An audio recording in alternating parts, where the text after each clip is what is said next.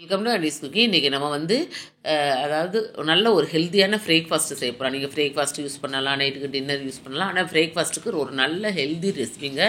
நம்ம ஊரில் செய்கிற அடை தோசை மாதிரி. ஆனால் இங்கே வந்து குஜராத்தில் வந்து என்ன செய்வாங்கன்னா ஹாண்ட்வா அப்படின்னு சொல்லுவாங்க. இங்கே ரொம்ப ஒரு ஸ்பெஷலுங்க, ஹெல்த்தியும் கூட. நம்ம வந்து வெறும் பருப்புகளை அரைச்சி செய்வேன். ஆனால் இதில் வந்து சில இன்க்ரீடியன்ட்ஸ் வந்து எக்ஸ்ட்ரா சேர்ப்பாங்க. நல்லா புளிக்க வச்சு ஒரு நல்ல ஒரு டேஸ்டி ஃபுட்டுங்க. அதை நம்ம ஸ்டோர் பண்ணி கூட வச்சுக்கலாம். இதுக்கு தேவையான பொருட்கள் வந்து இதுதான். இதை எப்படி ஸ்டோர் பண்ணணும்னா, இன்றைக்கி நம்ம அரைச்ச பிறகு எடுத்து உள்ளே வச்சிட்டோம்னா கொஞ்சம் கொஞ்சமாக எடுத்து நம்ம வந்து தேவையான பொருளை வந்து நம்ம வந்து யூஸ் பண்ணி எடுத்துக்கலாம். அதுக்கு வந்து மூணு கப்பு வந்து பச்சரிசி, 1 கப்பு கடலைப்பருப்பு, 1 கப்பு பாசிப்பருப்பு, 1 கப்பு உளுந்து, 1 கப்பு துவரம்பருப்பு போட்டு நல்லா வாஷ் பண்ணிவிட்டு ஒரு 4 மணி நேரத்துக்கு வந்து நல்லா ஊற வச்சிடணும். இந்த அளவுக்கு நல்லா ஊறினதுக்கு பிறகு நம்ம என்ன செய்யணும்னா, இதை நல்லா மிக்சி ஜாரில் போட்டுட்டு நல்லா அரைச்சிக்கணும். ஒரு 85% 90% அரைச்சா போதும். கொஞ்சம் லைட்டாக குறக்குறப்பு இருக்கு இல்லையா, இந்த மாதிரி அரைச்சிட்டு இதை வந்து அப்படியே மிக்ஸ் பண்ணிவிட்டு இதில் நிறைய இன்க்ரீடியன்ட்ஸ் நம்ம அடுத்தடுத்து சேர்க்க போகிறோம்.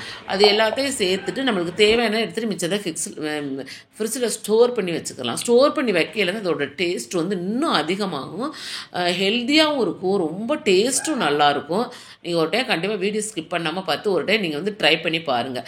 இப்போ வந்து இது ஒரு எல்லாத்தையுமே நம்ம வந்து மிக்சி ஜாருக்கு மாற்றி இது எல்லாத்தையும் நம்ம வந்து இப்போ ஒரு பவுலில் அரைச்சி எடுத்து வச்சுக்கிட்டோம். இப்போ இது கூட தான் இனிமேல் தான் நம்ம வந்து இதில் நிறைய இன்க்ரீடியன்ட்ஸ் சேர்க்க போகிறோம். இதில் என்னென்ன சேர்க்க போகிறோம்னா, மல்லித்தலை, அப்புறம் வந்து இடித்த பூண்டு, பச்சை மிளகாய், அதுக்கப்புறம் சுரைக்காயை நான் வந்து துருவி வச்சுருக்கேன். நீங்கள் சுரைக்காய் போடுறது உங்களுக்கு விருப்பம் இல்லைன்னா கூட வாழைப்பூ இருக்கு இல்லையா, வாழையோட அந்த பூவை எடுத்து நீங்கள் க்ளீன் பண்ணிவிட்டு போட்டுக்கோங்க. அதுவும் ரொம்ப டேஸ்ட் நல்லாயிருக்கும். அதுக்கப்புறம் வந்து மிளகாய்த்தூள், மஞ்சள் தூள், தனியாத்தூள் அதையும் இது கூட ஆட் பண்ணிக்கோங்க. உங்களுக்கு காரத்துக்கு ஏற்ற மாதிரி எல்லாத்தையும் நீங்கள் வந்து ஆட் பண்ணிக்கோங்க.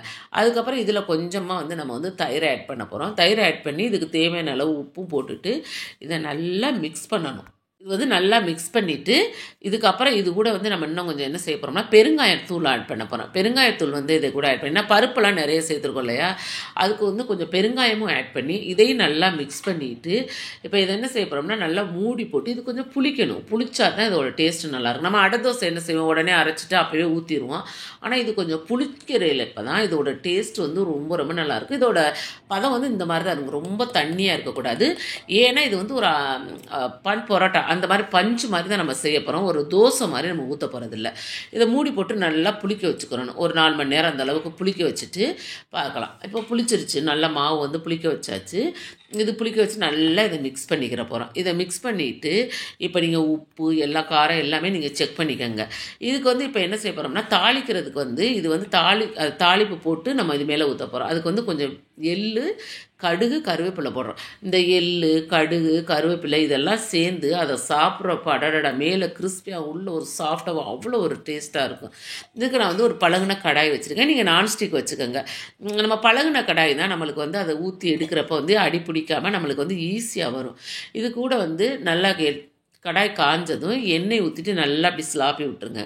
நல்லா விட்டுட்டு அது கூட நம்ம வந்து கொஞ்சம் எள்ளு, அந்த கடுகு, கருவேப்பிலை இதெல்லாம் வச்சுருந்தோம் இல்லையா, அதை வந்து இது கூட ஆட் பண்ணிவிட்டு அது மேலே வந்து நம்ம வச்சுருக்க மாவை வந்து மிக்ஸ் பண்ணிவிட்டு இது கூட வந்து நம்ம நல்லா கொஞ்சம் கனமாக நம்ம வந்து ஆட் பண்ண போகிறோம், தோசை மாதிரி ஊற்றாமல்.